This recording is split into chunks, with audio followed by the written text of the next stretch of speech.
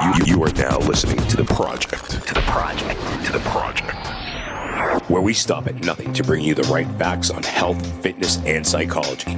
Featuring some of the world's most experienced professionals so you can learn, lift, and live. With your hosts, Meg, Dr. D, and Mehdi.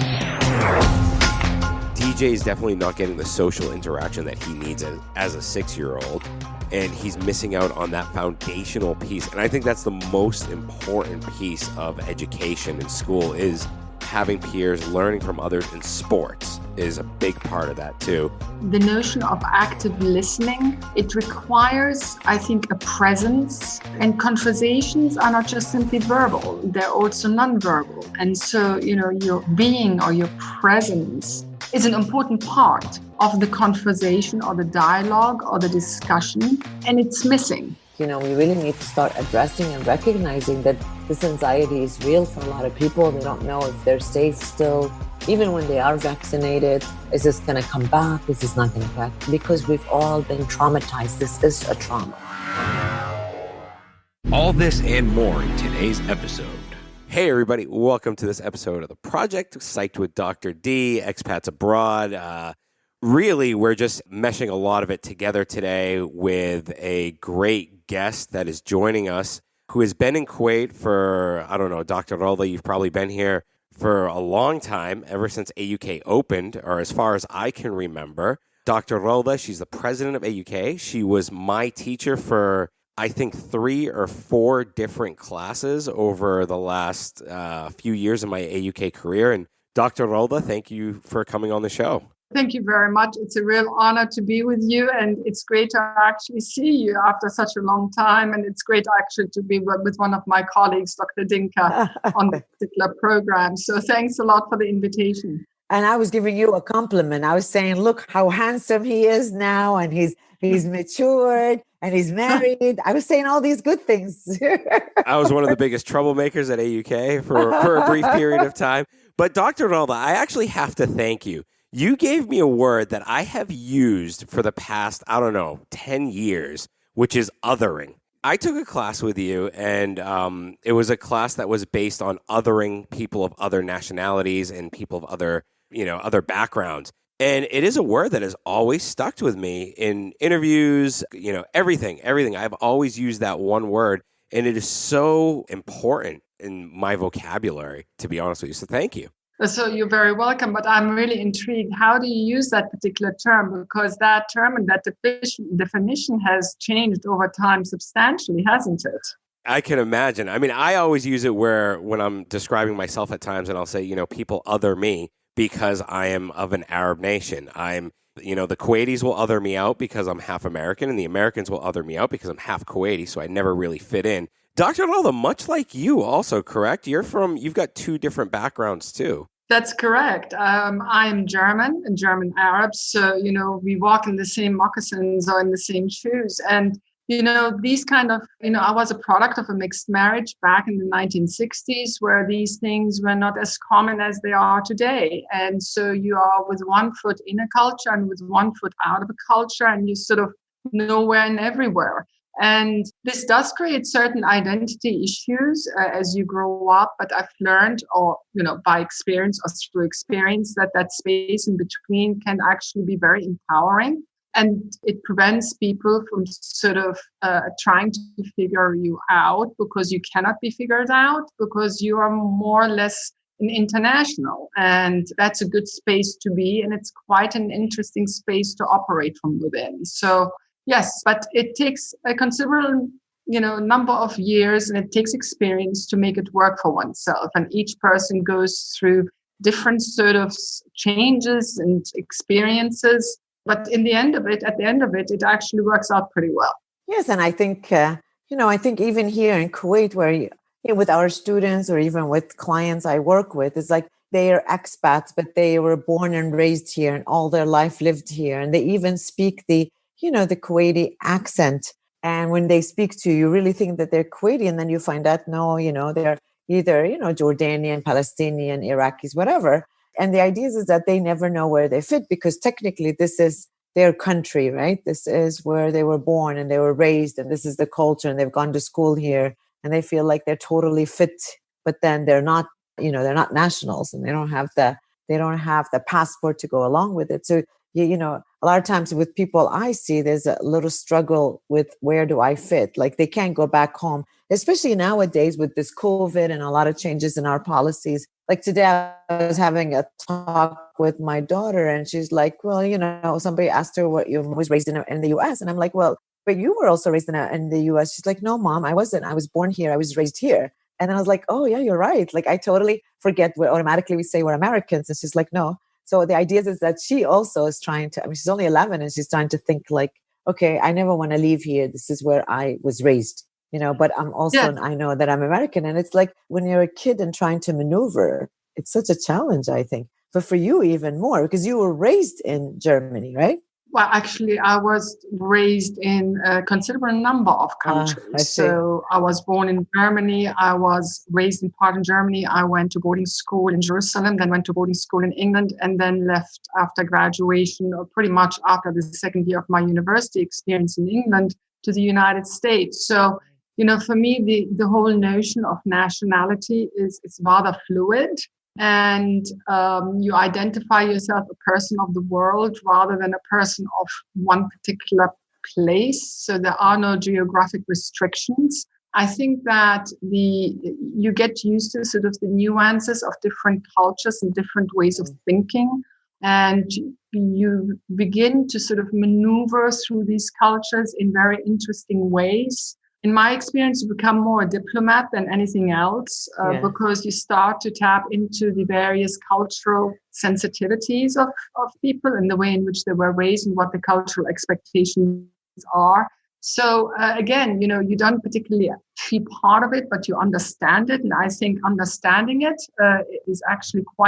can actually be very useful in more ways than one. And then, the whole question in terms of where is home, all right? And at certain points within certain political frameworks, we feel that the world is sort of drifting apart, and there is this level of nationalism that sort of rises. But then at other points in history, you sort of feel that the world is getting smaller.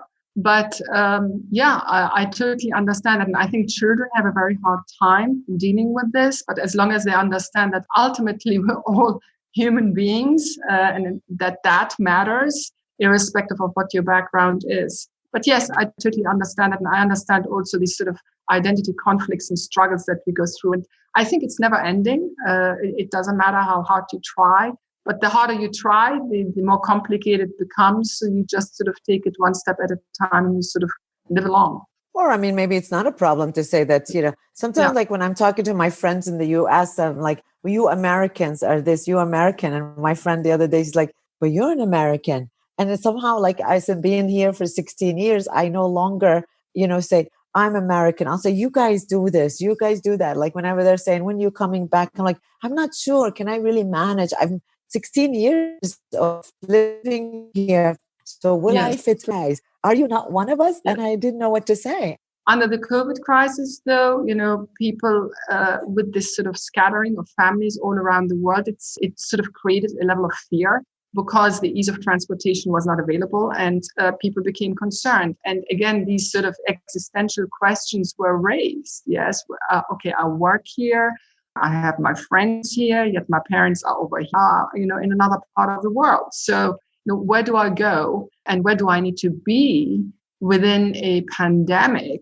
that is restricting my travel and that limits our movement? And I think not also a crisis, a sort of personal crisis. I think that you, Dr. Juliet, would be able to sort of expound on the psychology of this, but we are certainly feeling the sort of emotional weight that people carry in terms of what kind of decisions they want to make, because there are no long-term decisions. They're just one day at a time. So that is, I think, how people are maneuvering through this sort of the wait and see game in terms of what is going to happen next. So, Dr. Rawda, you acted as an inspiration for me and a lot of other students, including my wife, Haya, growing up with someone as influential as you and Dr. Dinka, a lot of professors at the American University of Kuwait, so many I can't name, but in particular you. I've taken so many classes with you, I think 4, if I'm not mistaken. And I mean, listening to your background and everything and being a strong, powerful woman and rising through the ranks, how difficult was that from the geographical perspective that you're talking about of not really having those roots geographically and, being othered, A, because you're a woman, in our current society, especially in Kuwait and in the Middle East and the cultural issues. How was that fight and struggle to get where you are today? I mean, it's really an inspirational story. Well, I can't quite define it as a struggle in as much as it just happened. From a very young age, my parents chose boarding school for girls. School experiences are very different than living with your family. So, you are forced pretty much to be independent, and you're forced to socialize with individuals that typically you don't socialize with, over the entirety of a year or for over the entirety of weeks and months, and live together. And so, being separated from my family for a considerable number of years, actually from the age of 8, and that boarding school experience, whether it was in Jerusalem or in the United Kingdom, gave me a sense of independence and forced me to engage with my peers and with teachers and caregivers in very unique ways. And so, that certainly taught me a sense of resilience, I suppose. And I think also was a source of strength. I then, decided to get married and raise a family and pursue my post-secondary education. So I've been pretty independent. I've been pretty independent throughout my life. And I had an exceptionally supportive family. Both my husband and my children were very supportive of that. And in 2004, we decided to come to Kuwait. And again, that was more an accident in that I saw an ad in the Chronicle of Higher Education at that time, the American University of Kuwait. So we came to Kuwait, and I was received by an exceptionally strong startup team who, again, had similar viewpoints and a similar mission. And the founders had a very deliberate mission in terms of what this university was supposed to be about, in a sense that they wanted to build it on a broad context of knowledge and giving students transferable skills based on, accountability, responsibility, a sense of value, a stronger sense of self. It is exciting to be part of that kind of initiative. And, the rest is history. I came in as a professor. I was a member of the startup team. For me, that gave me a strong sense of purpose. And when an individual has a strong sense of purpose, is exceptionally passionate about what one does, you can't falter much. You just simply pursue it. Go into a teaching and learning environment where, as a matter of fact, I, as a professor, learned more than I taught. And I think that these are the kind of interesting journeys that we go through, from which we take a lot. And then I went into administration, and I never felt, I think, you talked about, it must have been very challenging for you as a woman. I never thought about it. I had my goal set in terms of contributing to the institution, being a good colleague, contributing to the broader mission of the institution. And I couldn't go wrong with that. And it led me to various positions, and then, to occupy the position of president of the American University of Kuwait. But it's not so much the positions in as much as it's the colleagues that I have worked with, and the strength of the institution, or the strength of one individual is the strength of many. And the strength of many is the strength of one individual. So we, as an institution in UK, and you are a UK graduate, you know that we are a smaller community. We reach out to each other, and we help each other, and we support each other. And that's also at the level of administration. We have a very strong administration of many women in leadership positions. It is highly diverse. And that diversity was never questioned ever at that institution. And so our strength lies within our diversity on every level, whether it's a women, whether it touches upon gender, or whether we have lots of faculty and staff from different ethnic backgrounds representing nations, and that is what makes us strong. I'm always fascinated with this idea of resiliency, right? I teach my student about it. I teach my clients. I feel like it's something that really differentiates people that can tap into it. We all have it, but I think some people tap into it and other people don't. Maybe because you were in boarding, and maybe because you became independent at a young age, and maybe because you're so focused and you know what you want, but you know you're resilient. And so that takes me to the next question. It's because of your resilience. As soon as you took presidency, COVID hit. One of the things, I happened to be just before, last February, I took a leave, and pretty much the next day I received a call from our board that things don't look very well. They had the first 3 cases here in Kuwait, and they immediately, that became a concern, and I came back to Kuwait, and we gathered, the senior team gathered, and we couldn't quite figure out where this was all going to go. There was, the first communication was that, we are going to, be on an extended 2-week holiday, but it just didn't look very good. He was already working on figuring out how to prepare the university and the institution in terms of the learning management platform, which we already had. But how are we going to bring online the synchronous component of instruction? So they were working very hard. The next step was, how are we going to get our faculty trained? And so, as you were aware, we felt that the best way to do this was through a learning tree. So we put together a team of faculty. And look, Dr. Juliet, the solutions presented themselves by focusing on the strength of a whole slew of individuals in the institution. Yes, we're exceptionally. So, our faculty were on board. They were exceptionally helpful. They were exceptionally magnanimous. They helped each other. The training occurred between faculty. It then was also channeled through the Center for Teaching Excellence and organized, but really the faculty held it together. They trained each other. They relied on each other. And the organization in and of itself sort of came together as a community in trying to move the learning operations or the teaching operations online. Of course, it took a lot of leaderships. Of course, it was a team, but the idea is that here you have a new role. You're just, trying to immerse yourself in all the duties that you have from regular. And then suddenly this thing happened. In regards to like psychology and how we can understand it. Plus, I'm sure you had a lot of faculty who was like, anxious, not, the unpredictability that you mentioned earlier, where, we can't think about what's happening next. We couldn't really. We just had to deal with 1 month at a time because we don't know when we were going to go back.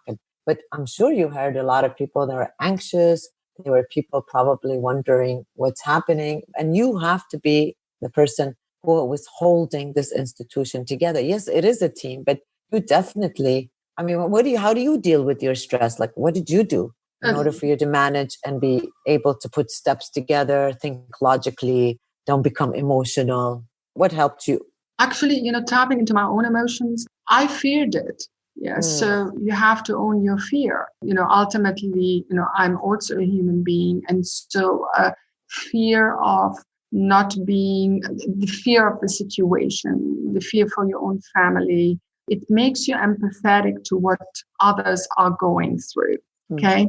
And empathy here is exceptionally important when you lead an institution forward, because you're going to have to feel what others are feeling in order to be able to bring them on board towards a common goal.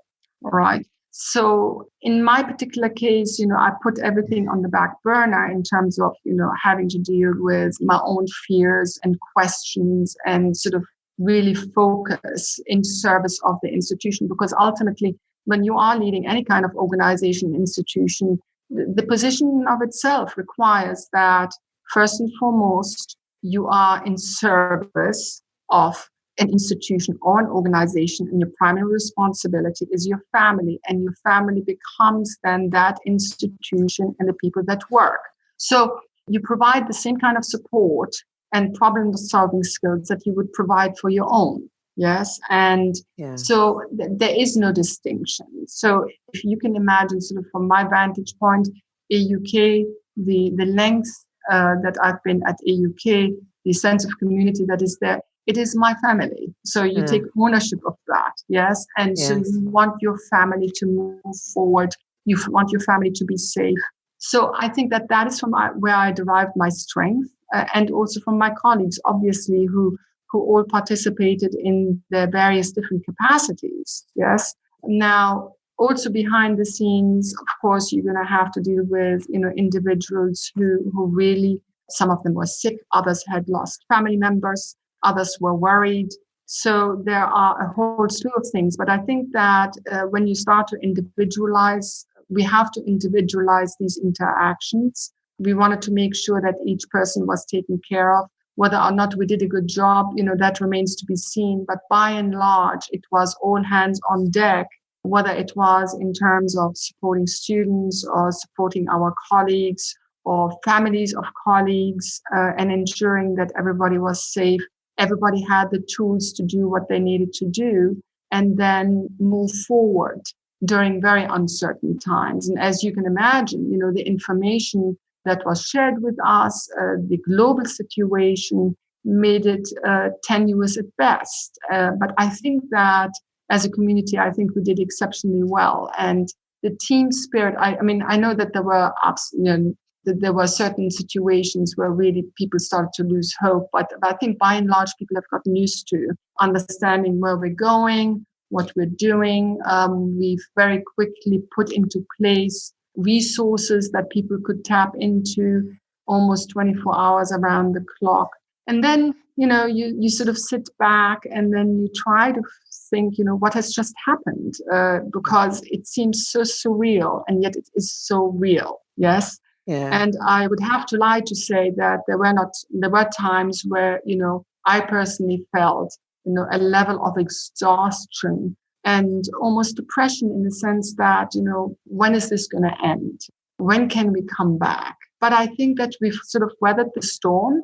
And I think that also that level of vulnerability, that I also share with my colleagues, makes us that much more human. We are not superheroes. We are also just like anybody else. It's just that, we are in a position where we are trying to bring people together to work together. And we did that very well. Dr. Rawda, I'm just curious. Before we had started, you said a lot of people are going to have to get used to going back to work also. From a leadership perspective, how are you going to handle that with the employees that are going to face some hardship with going back into the office? Yes, that is a really good question.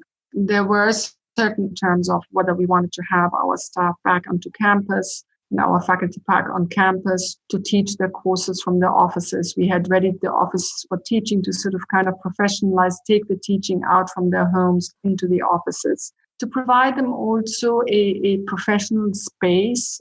And we had all the intention of implementing that back in September and October for the fall. You are making a decision, but also one of the things that I've learned throughout this, you need to be highly flexible as situations change. You cannot just simply stick on a decision that is not going to work in the end, just for the sake of, the decision in and of itself. From where people taught, as long as it remained, within a professional context, that was very important, and that it did not interfere in the teaching process, in the synchronous teaching process and engagement with students. And so that flexibility worked very well for us, taking into consideration that we had faculty and staff who either were, I can give you a number of things, either taking care of, elderly parents, and they didn't want to be exposed to the virus because they didn't want to infect their elderly parents. That's number one. People with pre-existing conditions who were worried, and that is, these are all exceptionally legitimate concerns. People, and here was the bigger one, schools were let out, teaching is happening from the home, and so you had parents with small children who needed to be there during schooling to sort of organize their kids at home. They're no longer functioning in the school. So how do you navigate, working parents? How do you navigate through that while the parents also have their work to do from the home and they can't exactly leave their children to their own devices? And so, I think that, for us, that level of flexibility worked very well, knowing that each person and each family had their own reasons to make a decision either or in terms of their workspaces, without placing any more undue stress on already a stressful situation. All right. So that's how we dealt with it over the last year now. As we now are moving, we're going through the vaccination process. We believe, and I say here, within quotation marks, that we may be back onto campus in fall. We haven't heard anything, and that we need to abide by the ministerial mandates in terms of how they guide us through this. We cannot be just independently making these rules and regulations for ourselves and independently make these decisions, and quite rightly so. But that is a good question. How do you deal with individuals? Let's assume that, teaching is back. We are going to go into the physical teaching space. How do you deal with individuals who still, who have pre-existing conditions, who may have not been vaccinated, who have elderly to take care of, and the small children that may or may not be at home? I am not quite sure. So, I was thinking that also not only that they have if they get vaccinated, but it's the idea. I was just reading an article. There was in the New York Times where there was this maybe psychologist wrote it and talked about the post-COVID and where people are really experiencing a lot of anxiety being in public. You're asking someone that has been in quarantine for a while or staying home, where they've minimized their social engagement or interaction with people. And the idea of now suddenly you're saying to them, okay, now you're going to go and teach your class, and your class is 35 people. You're going back to normal where you're seeing people on a regular basis. And I think that some people are going to be very, very anxious just being in public. And this article was talking about, we really need to start addressing and recognizing that this anxiety is real for a lot of people. They don't know if they're safe still, even when they are vaccinated. Is this going to come back? Is this not going to back? Because we've all been traumatized. This is a trauma. I've read a similar article, and it is concerning. The post-traumatic stress that people are going to be experiencing. I figure that this would be, it's a long-term thing that people are going to be struggling with. There was one particular article where, they're trying to argue for, okay, post-traumatic stress also provides, turn it into post-traumatic opportunities. Yes. So, as a direct result of that, we need to think about how do we, move forward with the current situation while taking care of the very people that provide that services to any organization. In our case, support our student learning. So we're dealing with, our staff and faculty, and we're also dealing with our students. All right. So that might be experiencing trauma, that might be experiencing grief. That's right. Exactly. And, yes. And if our generation is feeling it and the weight of it, I don't want to even imagine. Well, we need to imagine what this young generation are going through and the burden that they are carrying. So, I more recently, actually last week, I had a Zoom meeting with the freshman class of fall and the new students that were admitted this spring. And these are students who we have not yet physically met. Yes. And one of the things that I had, shared with our executive vice president, our vice president, was, I miss seeing these new students because, as you know, 2,500 students, it's 2,500 students, but we know them by name. Yes, we bump into them on a daily basis. We see them in classes. Our campus is an urban campus. We see them everywhere. They stay on campus, whether they're taking classes or not. We engage them on a daily basis. We don't have that. So I wanted to see them. I wanted to see the name. I wanted to see the face. I wanted to hear their voices. And so I did.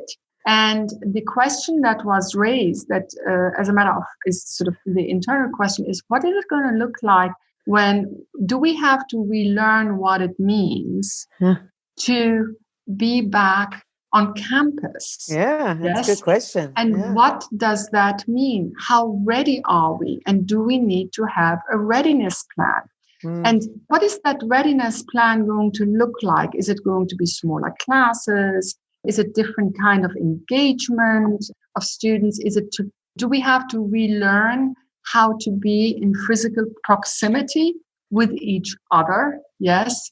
Yeah. The way in which we greet each other. And the funny thing about it is also with the notion of anxiety being, your regular socializing with people and feeling a level of discomfort because you cannot carry on a conversation because you've gotten so used to talking over Zoom, all right?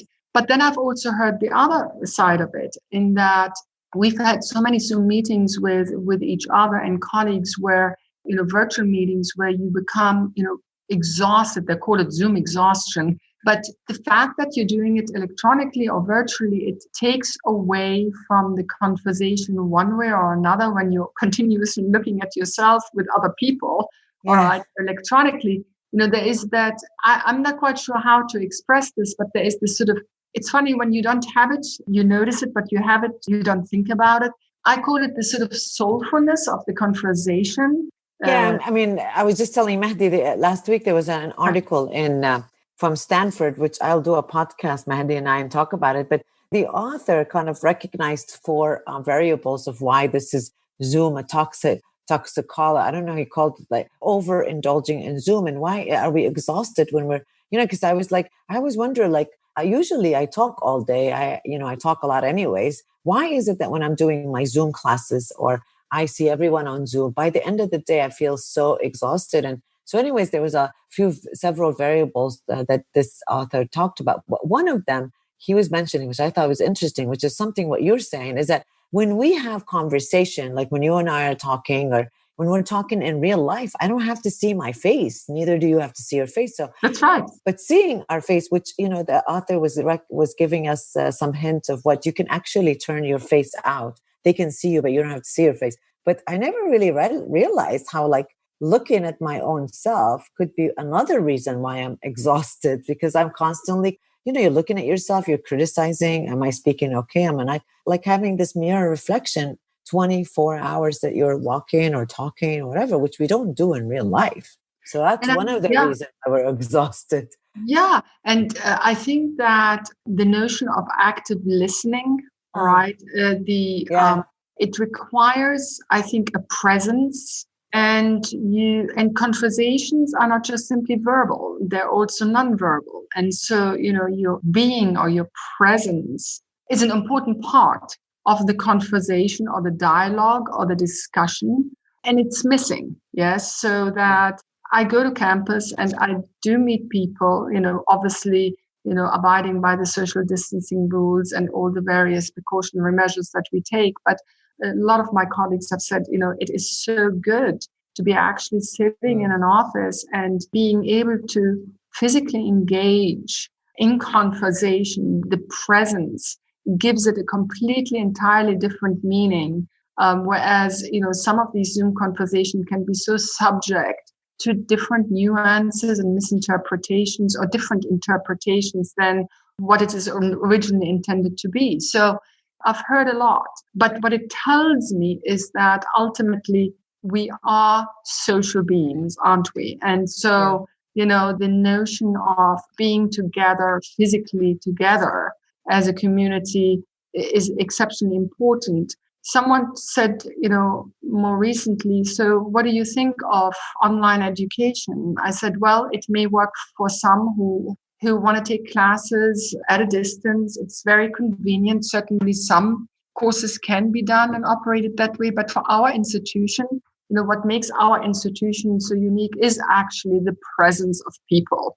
Yes. And but, to be honest, I think we should have half, I think because there are a lot of, also some of our students are working. So I think having them rush to class, or they can only take afternoon classes or evening classes because they can't, like what we call them, student at large or evening student. We do have students. To our listeners' surprise, we have students that are working. There are parents, and maybe this will help them. I think if we can have a combination, an opportunity to offer both ways instead of having one way or the other. This would really help. It can be convenient for individuals that have to stay home with their kids and not making it all virtual. But I think we should have a mix now that we've been trained and the students know what to do. Yeah, I don't think there is, I think for all post-secondary institutions, there is no such thing as going back to anything. Yes, I think that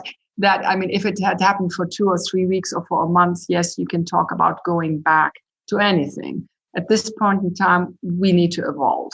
All right. What that means strategically, we need to think about. So, you're talking about blended learning environments. Absolutely. This is something that we have to consider and need to consider. There is an efficiency and effectiveness in student engagement on, virtual student engagement is very important, as well as physical student engagement. We have the technology and we are strategizing on how to improve upon that technology and digitalization and transformation. And so, we're going to capitalize on that. Yes. Yeah, I think it's a good idea. Yeah, exactly. I don't think we should. But I don't really think. I think we've taught our students how to be resilient and how to be able to manage to be independent. Because, when you're virtual, they got to do a lot more independence. They have to read a lot more on their own. And I think we've taught them a skill. I don't think that we should forfeit, but just because now we could go back to normal, whatever that normal is. Whatever that new normal is. Yeah, exactly. I think that capitalize on it.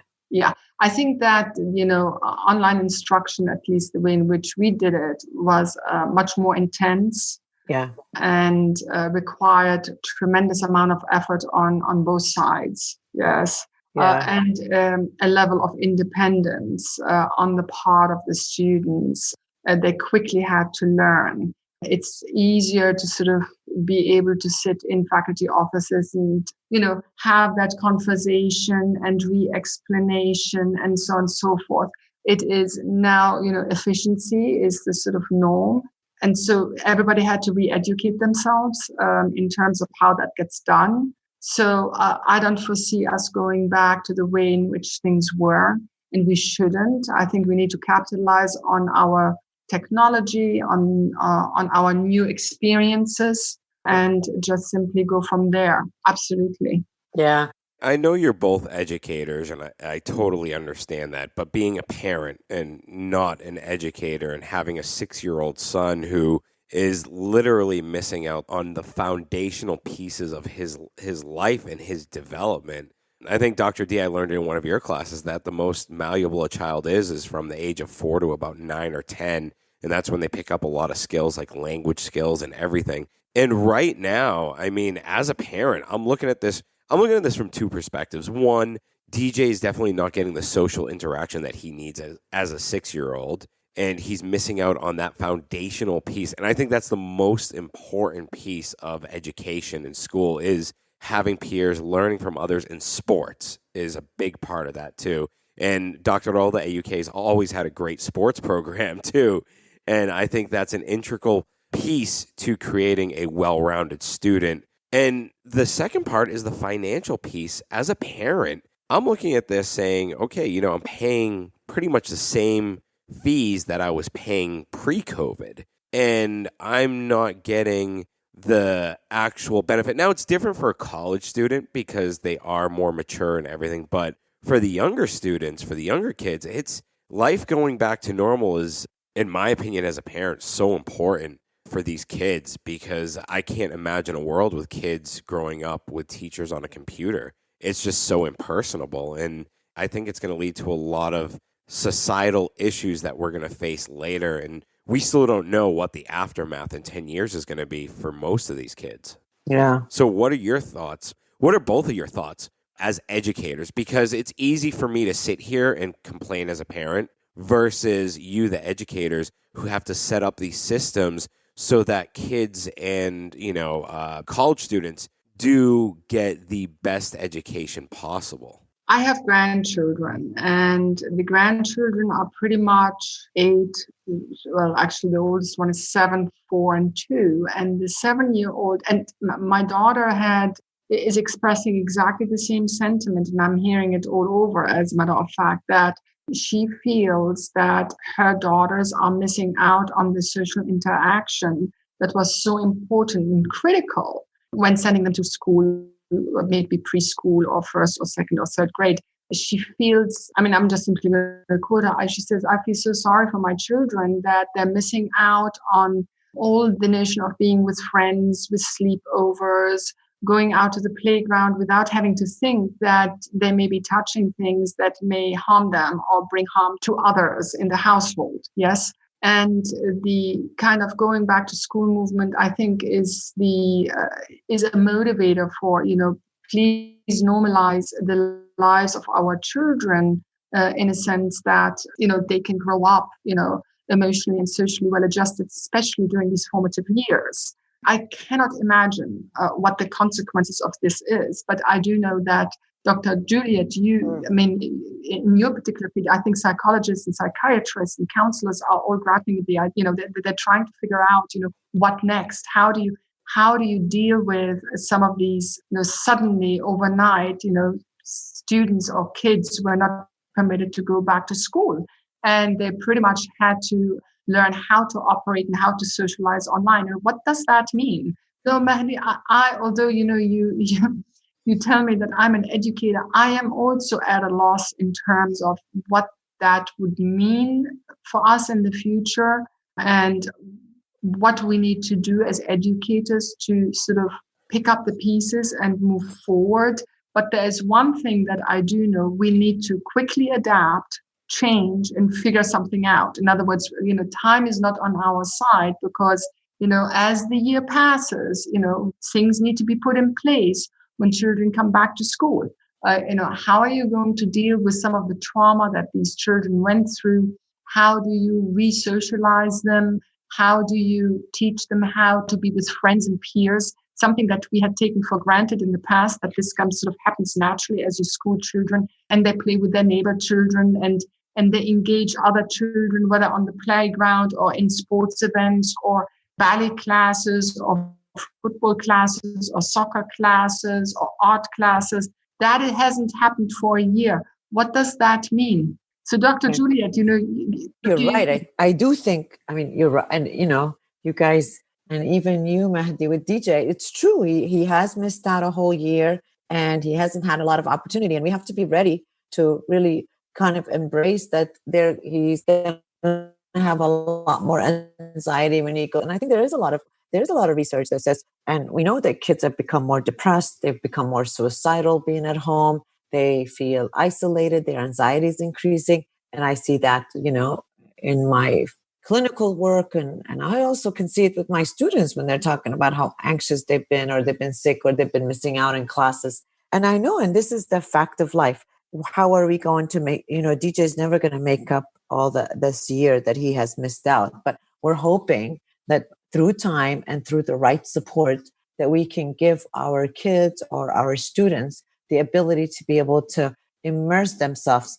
Think about it. This is not the first time we've had crisis, and this is not the first time some of our students have had a crisis in their life. It was difficult at first, and then they managed. And we have to teach our kids that this shall pass, that we need to be able to help them talk about it and be able to immerse them back into the real world when that happens, or whatever that happens. We need to prepare them. We need to listen to them, and we need to recognize that this is happening globally and they're not isolated in the way they feel. So DJ is going to go back and he's going to work and he's going to play and he's going to make friends. But at what capacity is he going to go back? There's been talk surfacing in the last few days that kids aren't going back to school next year in September. It's probably going to be in the second term. And I immediately looked at Haya this morning and I said to her, if this is the case, you guys need to go stay in a country where there is schooling for the year, because, we value education. Yeah. And to not have a system in place and to say, okay, we're still going to do this online. Look, let's be realistic. For a 6-year-old versus an 18 or a 20-year-old, it's very difficult. Extremely difficult for the child. I'm hoping that what you're saying is not true and it's only rumors. If it's true, hey, and DJ, I already told her, you guys are moving to Dubai or somewhere that values education, and he can go to school. He needs it. And actually, to be honest, I've had several people that I know also have gone to Dubai. I sent my son to the US, and it's not like I really was wanted to do this, but I felt like for him sitting here and being able to just do virtual, and he was being distracted and he wasn't getting into any kind of activities. There's no friends coming over. And just that 3-4 months at the beginning when this happened, he was starting to get so anxious that I'm like, no, you're going to the US. You got to go somewhere where you could have at least, in his schooling, he has that, what are they called? The hybrid where he goes to school, sometimes virtual, sometimes, and it's working wonderful for him. I'd hate for you to do that with DJ and Haya, but you're right. I mean, sometimes like with your 6-year-old, you're not going to be, but now not everyone has that ability and the opportunity to do that. So what should we do? That's very true. I have one more question for you and Dr. Rawda. This just came up and I don't want to forget it. Sorry, Dr. Dinka. Dr. Rawda, Dr. D, with the changes that you guys are describing that may take place in the educational system, especially at higher education from the college level, which, you know, I think people at that age should be responsible enough to adhere to. But do you guys see advancements in the curriculum and changes in the curriculums that have been taught over the last few years into maybe something more comprehensive and diverse, maybe to challenge students a little bit more because they're not getting stimulated within the classroom and the discussions that took place? I mean, Dr. Rolda, I took a class with you where we had to reenact a court case. And I think that was extremely... I know he's dying to tell you this. I was waiting for the perfect he's segue. He's been dying. And I wanted to get into that quickly before we end. I want you to talk about it, Mehdi. You're dying to say Oh, this. yeah. It was the perfect character builder for a lot of us students. Me and Haya were in that class. Haya was the defense attorney. Both lawyers left crying in different specific moments in the class. It was a very emotional class. People took their roles seriously. But Dr. Rolla, don't you think we're going to be robbed of experiences like that? And if we are robbed of experiences like that, how do you think the education system will be able to flip it around so that students get something different as of the same value for their characters and development? Well, online, role playing, you can do this online and offline. Yes, that's what we did. So, we engaged the class in sort of, role playing mode, and whether we can do it virtually or on the ground, it probably will have the similar kind of learning moments, similar, not the same, but certainly similar. But let me address the question that you just raised. Is the curriculum going to change? It's going to have to change. All right. The fact of the matter is that in the post-pandemic world, we are going to be confronted with an entire different world, both on the level of the social dynamics, the social relations, the economic situation, and also the socio-political situations. Yes, there needs to be much more attention placed on what does it mean to initiate progress and change in order to avoid exactly the situation that we find ourselves in, yes, where the world can come together and think together. Research needs to take a different mode altogether. Education, we need to engage our students in a sort of education whereby when they leave any institute, whether AUK or otherwise, they can actually affect positive change, yes. The world cannot remain where it is. It needs to be ahead of its game. And so, yes, it's going to, of course, impact the way in which the content, the substance of our curriculum, and the usefulness of our curriculum. So, yes. We have to be creative, to be honest. Yes. Just like we became creative being virtual, right. And we had to change. I don't know about my colleagues, but I know that we probably all had changed the way we teach. I had to change the way, my slides, the way I present certain things. I had to accommodate. And I think if that's what's going to happen, we're going to have to change the curriculum. We have to meet the need of our students.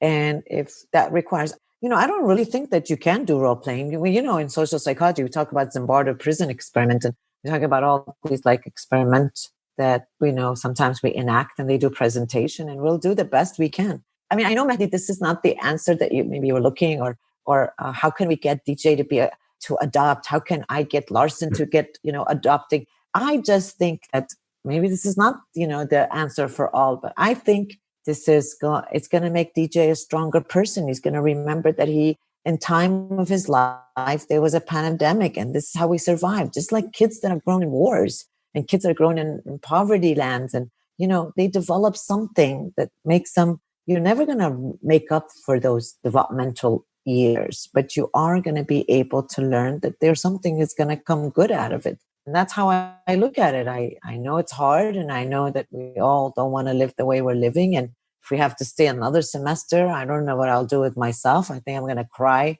in Dr. Rawda's office every day. But Can I manage? Yeah. Can my student manage? Yes. But we just need to have support, DJ. Yeah, and I think that honesty is the best policy. I mean, I think parents were forced, they have experiences where parents become very honest with their children and try to explain to them what is happening and why it is happening. And it appears that the children are actually more resilient than we give them credit. Yeah, they true. appear to understand that.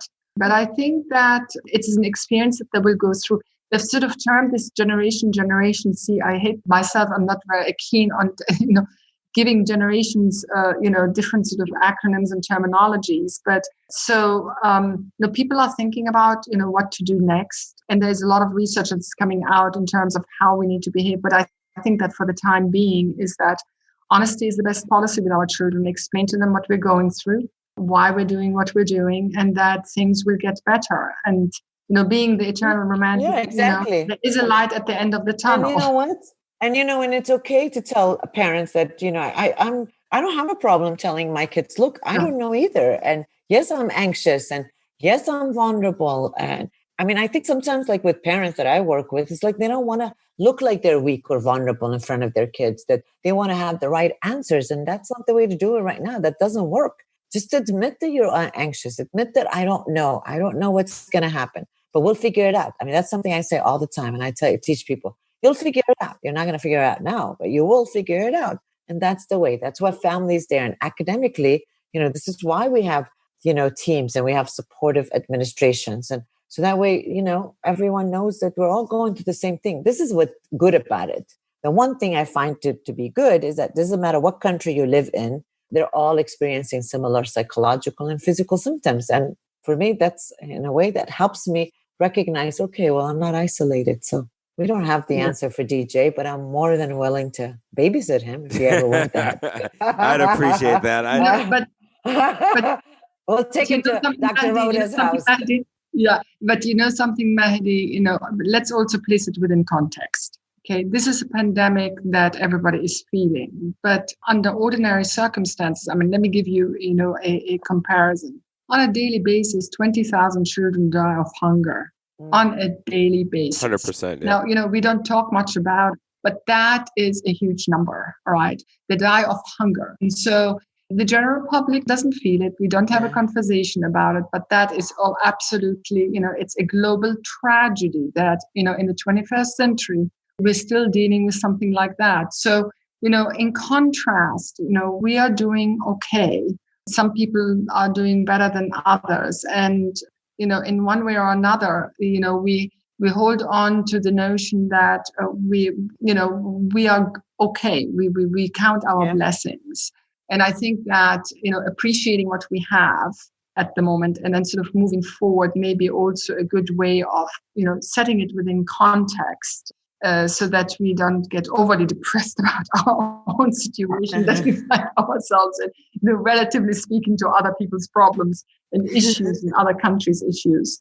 I mean, imagine my place. I have to hear my students being anxious, and then I have to hear my clients being anxious, and I'm anxious. So can you imagine what my world looks like?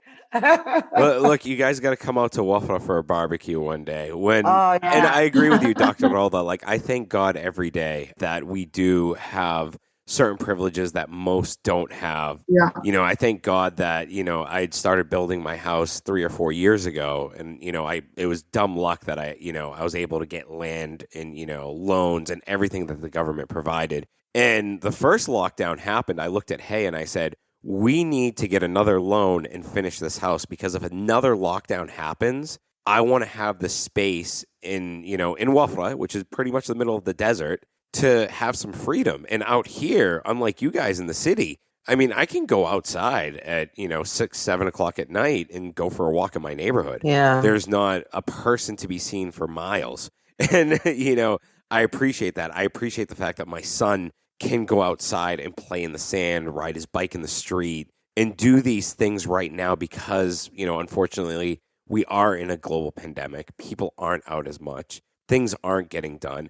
Yeah, and you're discovering new abilities that you have. So for more recently, I was leafing through how to make sourdough bread. I certainly, under ordinary circumstances, it would be of no interest to me whatsoever. Yes, but you're trying.